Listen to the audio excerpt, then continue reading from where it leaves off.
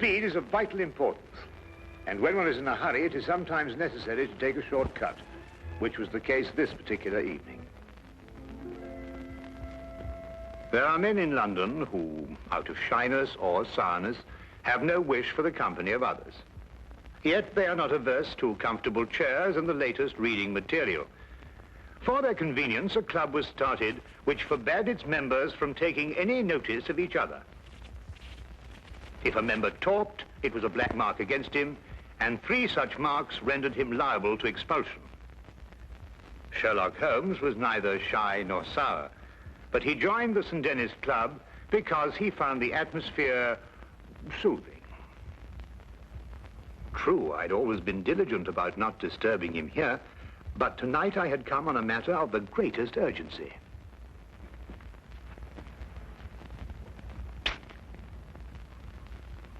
I beg your pardon? Oh, excuse me. I thought you were Sherlock Holmes. That's not the point. You talked. Well, I only went... You went psst, and that's the same thing. Mr. Grundy. Take this gentleman's name. Your name, sir? Watson. Dr. John Watson. But you made a mistake. I'm not a member of your club. Not a member? How did you get in? Well, Brandy?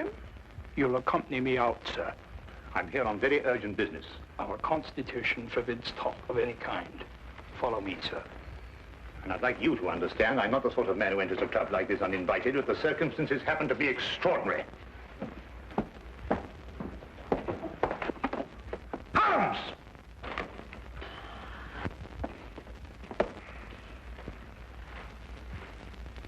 I must ask you, sir, not to attempt to...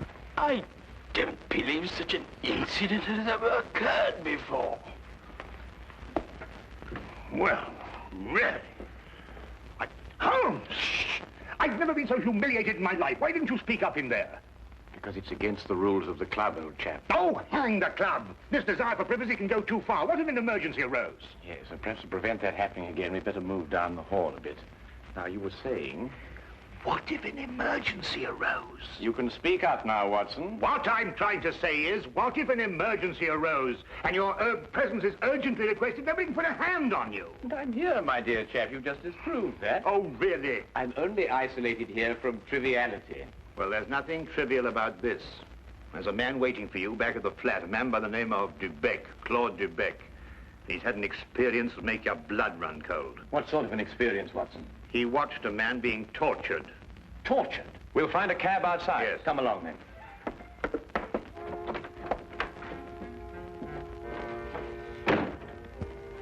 Once outside, we immediately hailed a cab, and I began to tell Holmes what I knew of the case.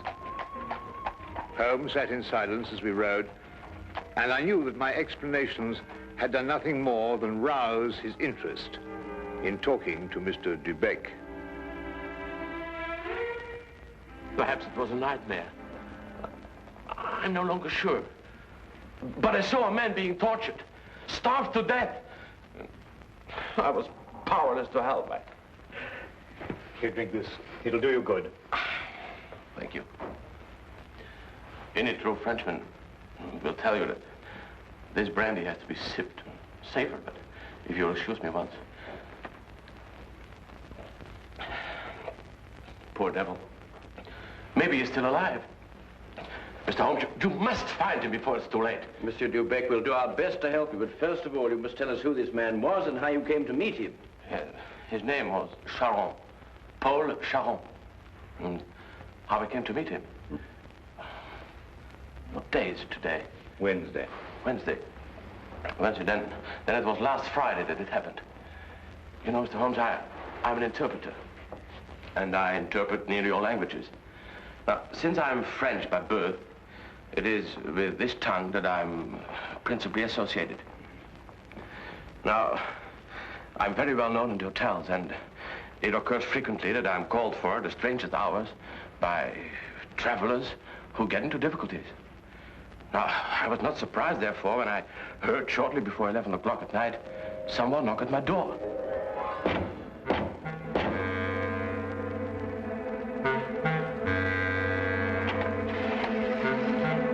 Mr. Beck? I'm he. My name is Latimer, Harold Latimer. Forgive me for calling at such a late hour, but the man at the hotel said it would be all right. Oh, you need an interpreter? Yes. You do speak French, don't you? No, with the greatest of pleasure. What's your problem? Well, you see, someone from France came to see me on business. As it turned out, he speaks only French. And I, of course, can't even read the label on a bottle of wine. Oh, that's a pity. He's leaving tomorrow, and it's imperative that we settle our business tonight. I realize this is an imposition at this late hour. An interpreter and a doctor are the same in this respect. His hours are whenever he is required. Now, just a moment, I'll get my hat going.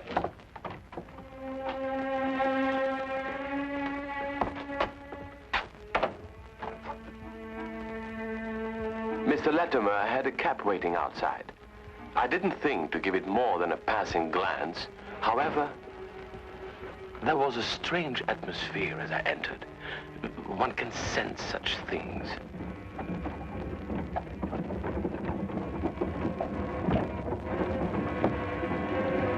I must ask you not to. I beg your pardon? I prefer the shades drawn, Mr. Dubeck. But they cut out the view.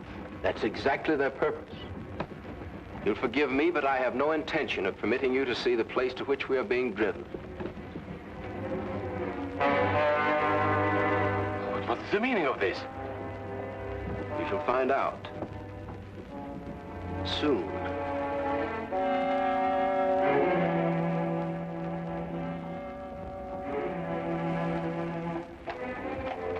For nearly 2 hours we drove without my having the least idea where we were going. All the time I sat in silence, wondering what on earth could be this man's reason for kidnapping me. Whatever it might be, there was no possible use in my resisting.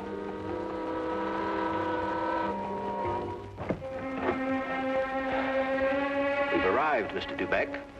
You're aware this is kidnapping, Mr. Latimer? It is somewhat of a liberty, I admit. We'll make it up to you. You may get out.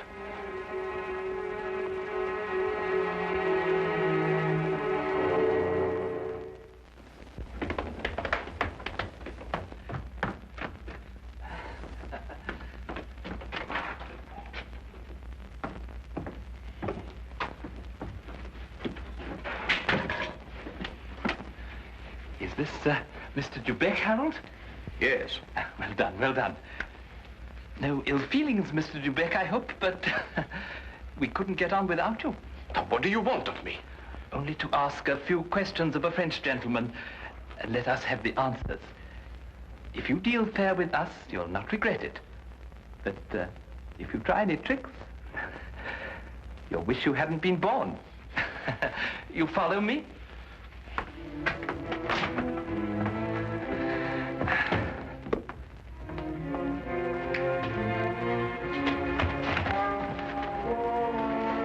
We put him in one of these so as to move him more easily.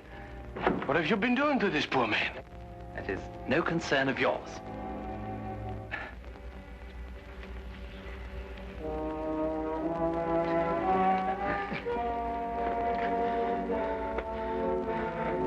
Feel better?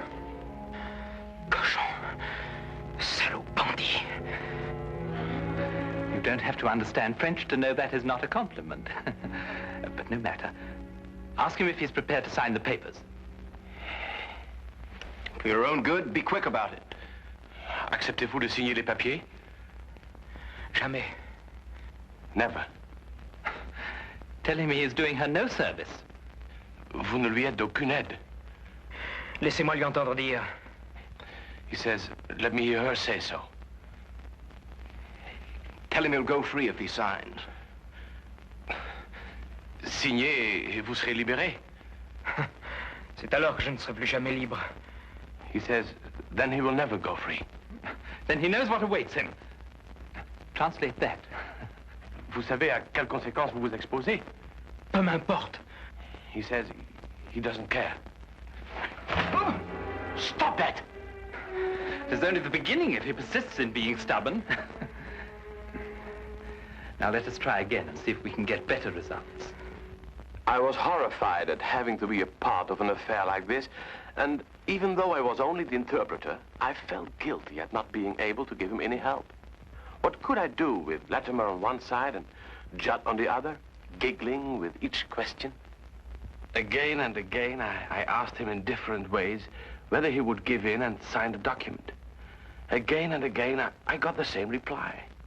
But soon, a thought came to me. I took to adding little sentences of my own to each question. Innocent ones at first, to see if I could get away with it. When our companion showed no sign of catching on, I played a more dangerous game. I asked him all about himself and learned that his name was Paul Charon. He was a stranger in London, that he didn't know what house we were in, that he was being starved to death. In another minute, I might have wormed the whole story out from under their noses, but for the interruption. Who is it? Oh, it's Micheline. The door is locked. Get rid of her. Give me the gun.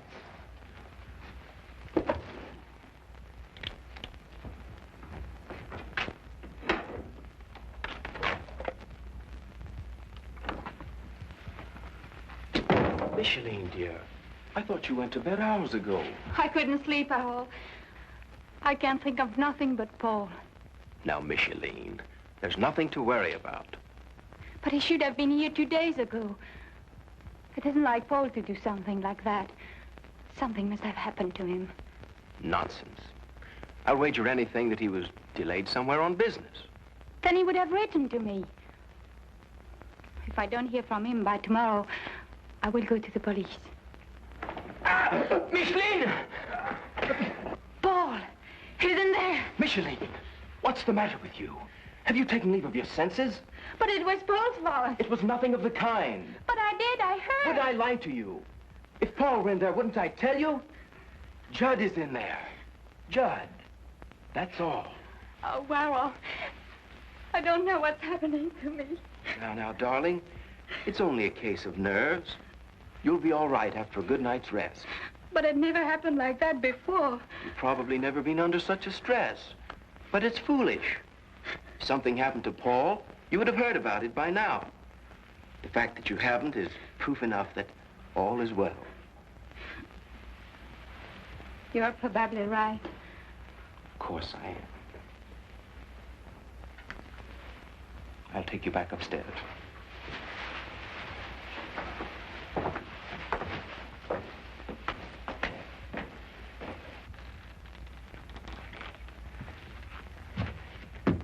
You perceive we have taken you into our confidence over some very private business. Shameful business.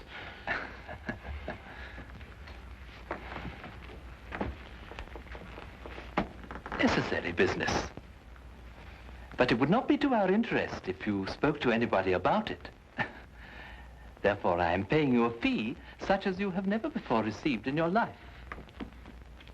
There will be more the next time you come here. Thank you. However, I don't place all my faith in money.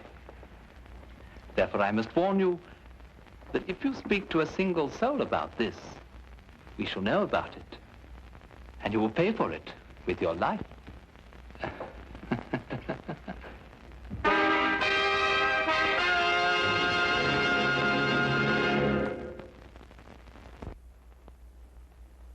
And now we return to the case of the French interpreter.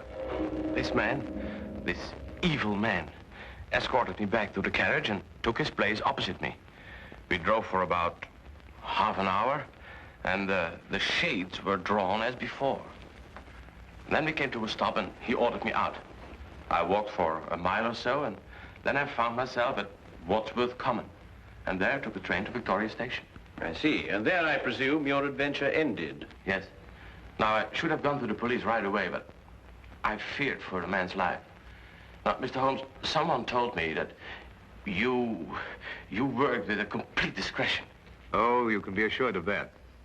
Mr. Holmes, would you please try to find him? I'll try, but you must realize that my success depends almost entirely on your memory. I've told you everything. Only everything you were able to see. I've told you everything. I repeat, Monsieur Dubec, Only everything you were able to see. I don't understand. Well, on the way to the house, you saw nothing because the blinds were drawn in the carriage. Uh-huh. But you could still feel and hear, couldn't you? Now, as you were going along, could you tell whether it was a rough or smooth road? Oh, yes, now I know where you're getting at. Well, during the first part of the trip, the road was smooth. Mm-hmm. And then we seemed to turn off on a country road. A country road? Yes. Now, when you were going along that part of the road, did you hear anything like cattle or poultry or sheep? Sheep? Yes, that's what I heard. Now, think hard. Was there anything else? Oh, well, now I remember. I remember a horn, a foghorn, something like a coal barge passing by. I see. Now, what part of the journey would that be exactly? Toward the end, I'm certain. Was there anything else that you can remember? No. No. Oh, yes, something about the house. Yes, we left the house, and then we seemed to pass through a huge storage room. Yeah. And under the floor, I heard something like rushing water. Water? Yes, a stream.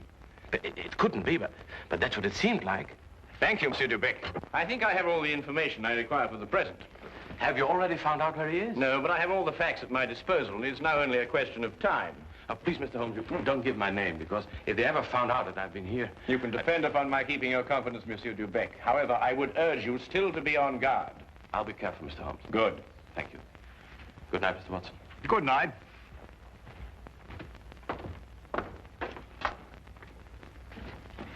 Good night, sir.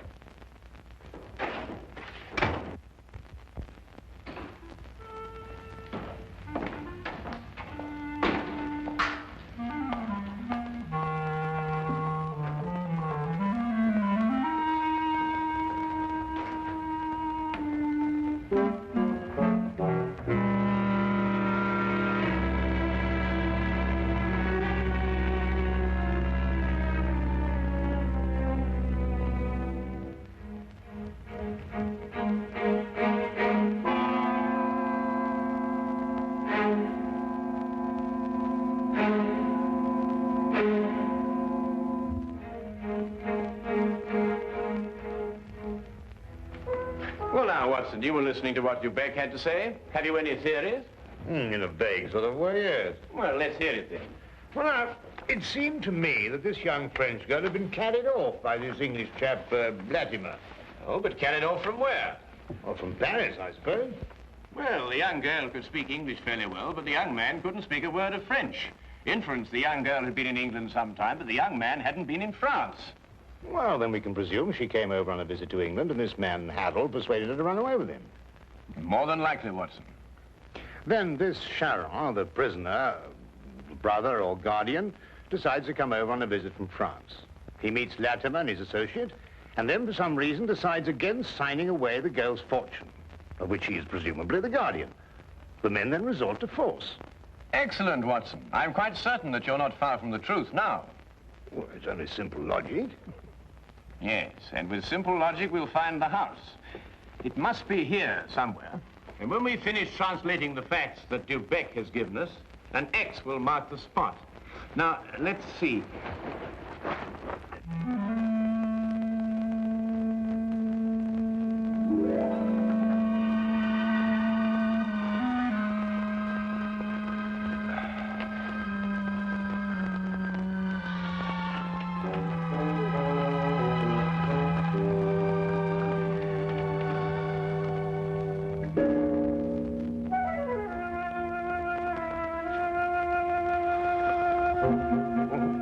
Doctor, I'm sorry to disturb you, Doctor. Would you mind getting your coat?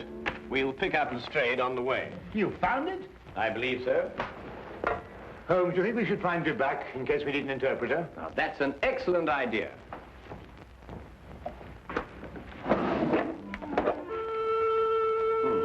And from what I've heard, I believe these may come in handy.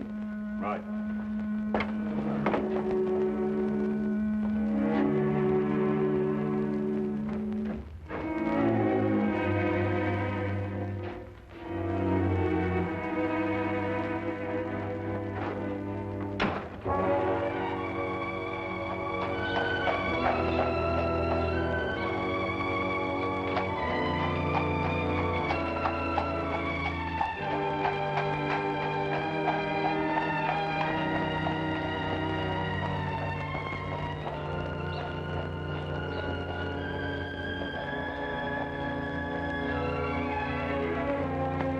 De Beck had his lodgings just across the river, and we decided to walk there.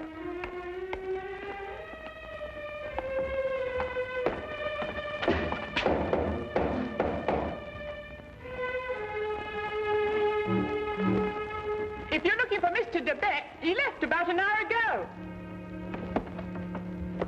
Can you tell us where? Well, I don't know. I only know he drove away with a gentleman in a carriage. Well, did the gentleman leave his name? No, sir. Was he by any chance a rather tall, handsome-looking man? Oh, no, sir. It was a little gentleman with glasses. Did nothing but giggle all the time. Thank you, madam.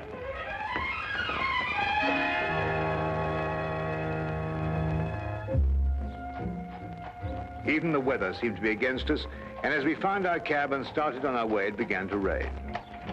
According to Holmes's calculations, we had a considerable way to go, and we had to go fast if we were to be in time. London streets in the rain are a handicap to any carriage, so there's nothing for us to do but hope and wait. À manger. Comme de la manger. Does he still say no? He asked for food. Have mercy on that poor man. He will be fed the moment he signed the papers. Tell him that. Signez, mon vieux, et un repas vous sera servi. Je n'en peux plus. Je signerai tout ce qu'on voudra, mais qu'on me donne à manger. He'll sign. At last.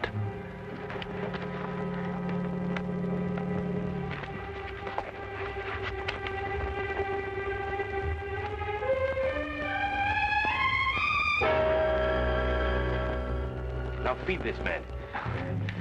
It would be foolish to spare him, only to have to kill him again. Kill him? And you broke your promise.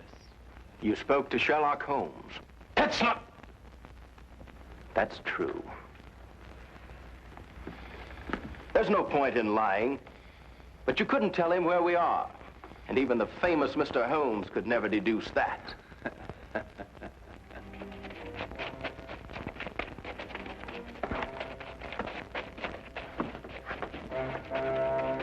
There's some men coming. Quick, open the trap.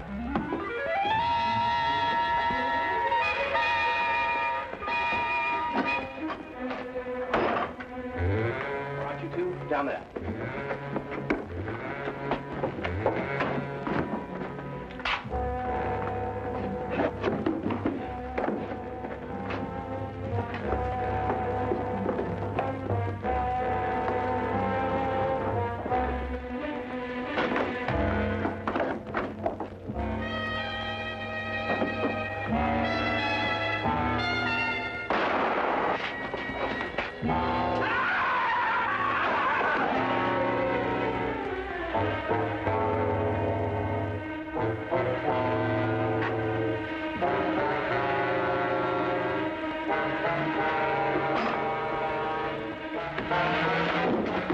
Who are you? What do you want? Does that answer your question? The property was rightfully mine. I'm her husband. It belonged to me. But he controlled it and wouldn't sign it over to me. He found out you were a thief. You can't take me to jail. I only tried to get what was coming to me. I'll see that you do.